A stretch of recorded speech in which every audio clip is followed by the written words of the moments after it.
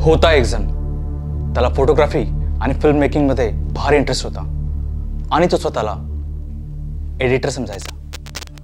Editor म्हणजे चित्रपटाचा अदृश्य हिरो, एक जादूगार जो काही तासांच्या फुटेजला काहीतरी बघण्यासारखं बनवतो, किमान तशी अपेक्षा तरी असते.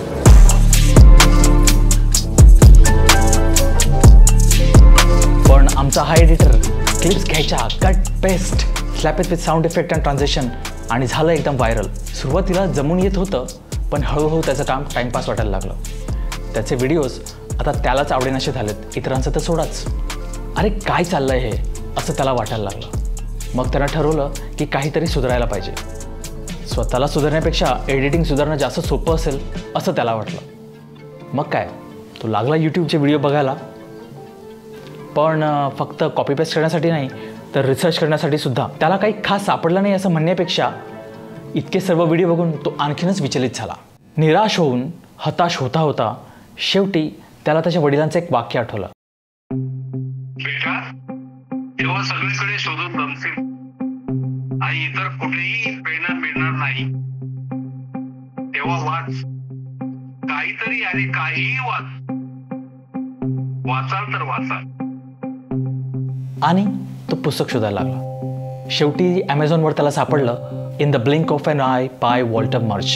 कोण वॉल्टर मर्च? अरे great editor from Hollywood. English patient, Godfather, the conversation यासारख्या नामांकित चित्रपटांचा एडिटर. 3 वेळा ऑस्कर, 9 वेळा नामांकन. आणि आपल्या प्रीमियर प्रोमध्ये जे ट्रिम फीचर आहे ती अप्रत्यक्षरित्या यांचीच देणगी. वॉल्टर मर्चचं हे पुस्तक अगदी लाजवाब होतं. या पुस्तकात नमूद केलेली एडिटिंग आणि आमचा एडिटर करत असलेली एडिटिंग यामध्ये AI आणि सामान्य माणसासारखा फरक होता. वेट, मला जमीन आसमानासारखं म्हणायचं होतं. मर्चच्या पुस्तकात त्याला कळालं एडिटिंग, मराठीमध्ये संपादन, म्हणजे फक्त 2 क्लिप्स एकत्र करणं नव्हे, तर ती एक कला आहे. प्रत्येक कट हा विचारपूर्वक असायला हवा. तुम्हाला माहिती आहे का, ॲव्हरेज मूवीमध्ये 20 मिनिटाच्या शूटमधला फक्त 1 मिनिट हा फायनल कटमध्ये येतो. म्हणजे जवळजवळ 19 मिनिटाचं शूट हे ट्रॅश बिनमध्ये. लेखक जेव्हा ॲपोकॅलिप्स नाव एडिट करत होते तेव्हा हा रेशो होता 95:1, म्हणजे 95 मिनिटाच्या शूटमधला फक्त 1 मिनिट फायनल कटमध्ये. त्यांच्या ह्या मूवीची एडिटिंग जवळजवळ 2 वर्ष चालली होती. शेवटी त्यांनी कोट केलेलं एक वाक्य सांगतो. Good editing makes the film look well directed. Great editing, whatever that is, makes the film look like it wasn't directed at all. Editing म्हणजे कॅमेऱ्याने जे काही पकडलं ते जोडणं नव्हे, तर त्यातल्या 19 मिनिटांना बाजूला ठेवून काही क्षण निवडून एक सुंदर कथा सांगणं ही आहे.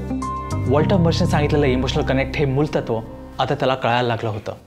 तो आता क्लिप्स एकत्र करत नव्हता, तर त्यामध्ये जान घालायला लागला होता. त्याला कळालं की डोळ्यांची उघडझाप आणि एखाद्या भावनेचा अथवा विचाराचा शेवट हा बहुतेक वेळा एकसोबत होतो. मराठीत सांगू, human blinks often coincide with the end of thought or emotion which provides a natural cut point. म्हणूनच बहुतेक पुस्तकाचं नाव आहे in the blink of an eye. त्याचे व्हिडिओज आता त्याला समजायला लागले होते. या पुस्तकामध्ये पुढचा चॅप्टर आहे द रूल ऑफ 6. काय आहे रूल ऑफ 6?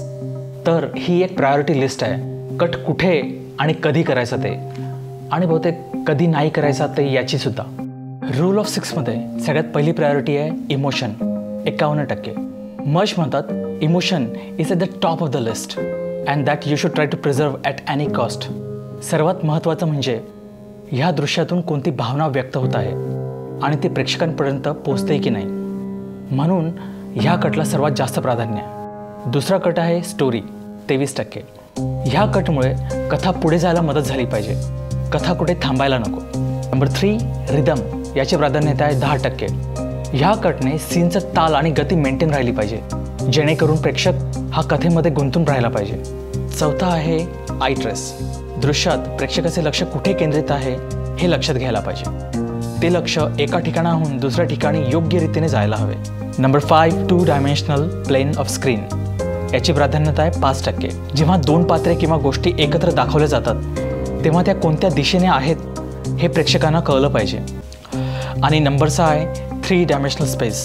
याची प्राधान्यता आहे 4%. शेवटची गोष्ट म्हणजे पात्र किंवा वस्तू कुठे आहेत हे कळायला हवे. त्याची उंची, अंतर आणि खोली हे समजायला पाहिजे. मर्च पुढे म्हणतात शेवटी लोकांना काय आठवतं त्यांना संपादन आठवत नाही, त्यांना कॅमेरा वर्क आठवत नाही, त्यांना परफॉर्मन्स आठवत नाही, त्यांना इवन कथासुद्धा आठवत नाही. त्यांना काय आठवत असेल तर ते त्यांना काय वाटलं ते, how they felt it while watching it.